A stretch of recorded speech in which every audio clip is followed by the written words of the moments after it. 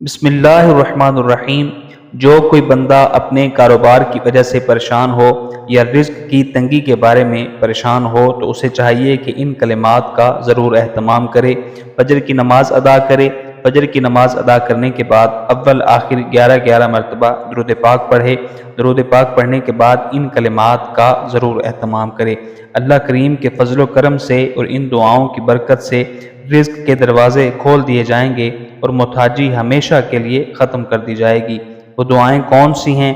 آئیے ایک دفعہ سماعت فرما لیجئے۔ نمبر 1، سبحان اللہ العظیم وبحمدہ۔ نمبر 2، لا حول ولا قوة الا باللہ۔ نمبر 3، ان اللہ علی کل شیء قدیر۔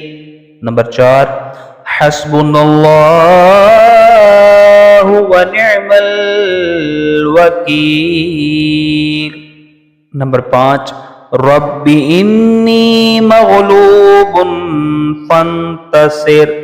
نمبر 6، ربنا تقبل منا انك انت السميع العليم۔